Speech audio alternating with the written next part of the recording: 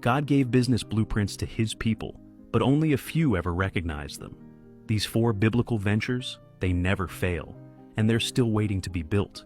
The very first job God gave humanity wasn't preaching, it wasn't leadership, it was farming. Genesis 2:15. The Lord God took the man and put him in the Garden of Eden to work it and take care of it.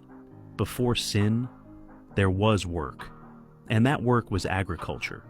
Farming is more than food, it's stewardship, it's sustainability, it's creating systems that feed generations. That's why agriculture and modern businesses built around it never fail. Look around, even during inflation, pandemics, or tech crashes, food-based businesses thrive. Meal prep services, organic markets, vertical farming, farm to table, they're just new versions of God's original economy. The world treats it like just business, but God framed it as kingdom provision. When you align your work with His purpose to nourish others, He blesses it. One of the first promises God gave His people was land. From Abraham to Joshua, God wasn't just blessing individuals, He was establishing territory. Genesis 13:17. Go, walk through the length and breadth of the land, for I am giving it to you. Real estate isn't just about buying property, it's about taking dominion. When believers step into ownership, they shift from renting space in the world to ruling within it.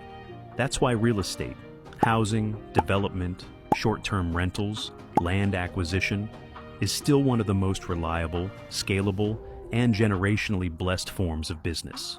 And when it's done with purpose, not greed, it becomes a tool for ministry, housing the hurting, building safe communities, funding missions.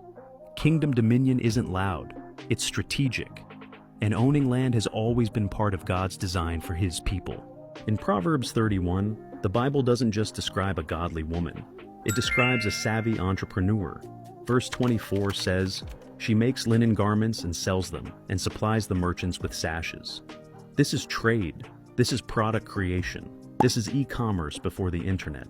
From Joseph managing grain distribution in Egypt to Paul making and selling tents, God repeatedly worked through people who multiplied what they had. You don't need a fortune to start, just a skill, a resource, or an idea. Merchandising, online stores, handmade products, digital downloads. These are modern expressions of an ancient principle. Create, package, multiply.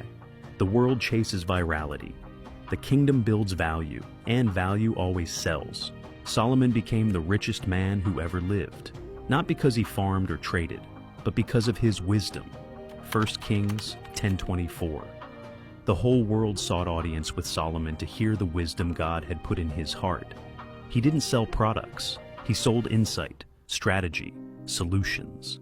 Today we call this consulting, coaching, mentoring, teaching, and yes, even content creation.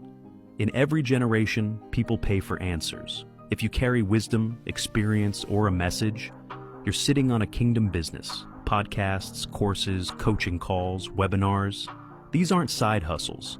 They're ministry in monetized form. God gave Solomon divine wisdom, and kings paid him just to listen. That model still works.